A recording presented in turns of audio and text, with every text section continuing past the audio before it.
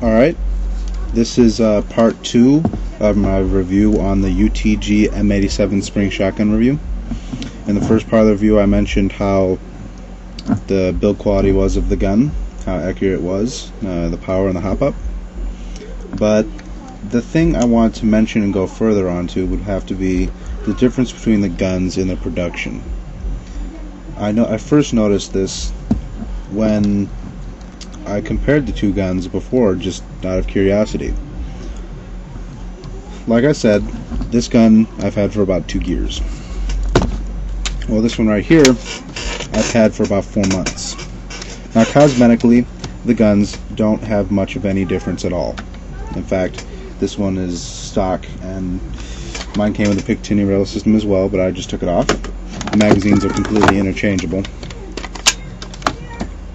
The only difference between the two right off the bat would have to be that the older one used to come with 2 magazines, 2 20-rounders. These are 20-round magazines.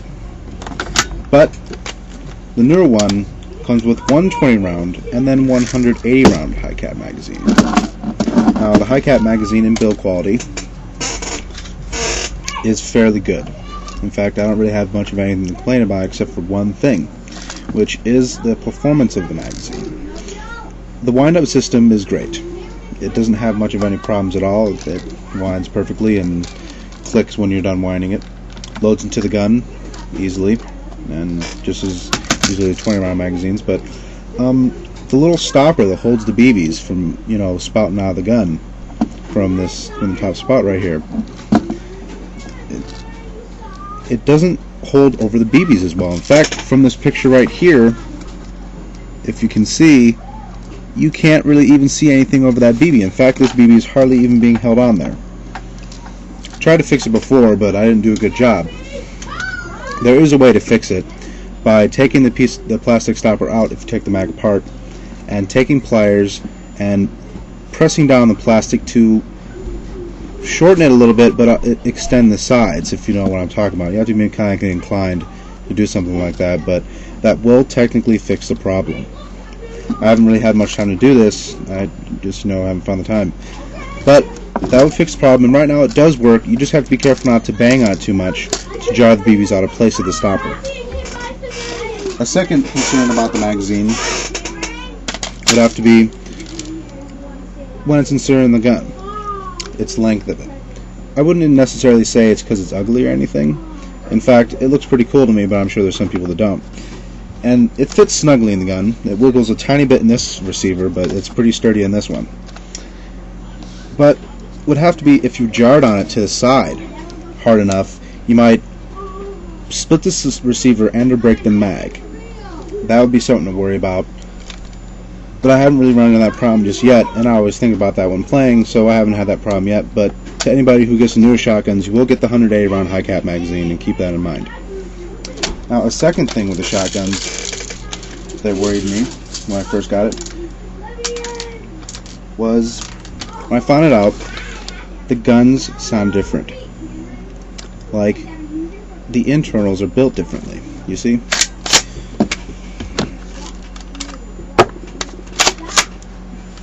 Here's the older one, and here's the newer one. See, they sound different. The newer one sounds like it has more robust shot, has more power behind it, while a new one sounds like it's weaker in some ways. Here it is again.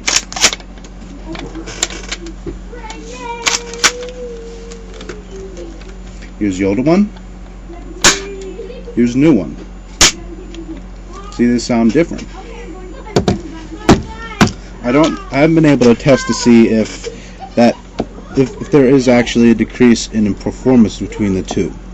In fact, I seem to think that the guns perform the same, just from me using them individually at different times. But I should do a review on that later and see if there's actually a case on that. But like I was mentioning before, my gun is widely different than the ones you'd actually buy. This is all customizations I put on here.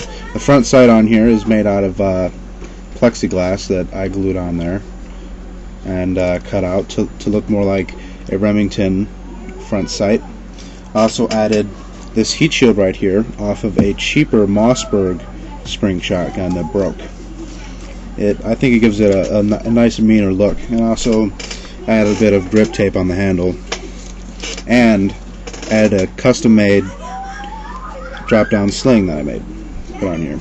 Allows you to drop the gun right down your side. Overall, I would give this gun an 8 out of 10. The only reason I take off 2 points and I complete 10 because just about everything about this gun is awesome. It's got 290 FPS, if I didn't mention that before. But just the cosmetics about it. Its build quality isn't as good as the Marozens, as it has a lot of visible screw holes, and you can't really tell this in the picture, but when you take the Picatinny rails off, you can see a little outline of where they used to sit. Like they put a finishing coat on here, and it didn't cover the spots where the Picatinny rail on because it was probably on when they did it. But overall, this is a great shotgun for $20–30. You can't beat the FPS, the hop up, and just the sturdiness of the gun for that much money. You can get extra mags for $10 just about anywhere online. The mags are made like AEG mags in quality, if you can't notice this. They're not like Springer mags. They work like AEG mags in the fact that the last 3-4 rounds in the chamber will not reach the chamber itself. And everybody who owns an AEG knows that to remedy this, if you really want to, turn the gun upside down, fire those last rounds off. But with a shotgun, all I have to do is just turn it upside down, cock it, and then it loads into the chamber, and you can turn it back upright and aim, and it'll still be in chamber. You don't have to worry about the hop up making the BB shoot down. That about concludes my review for the UTG M87 shotgun.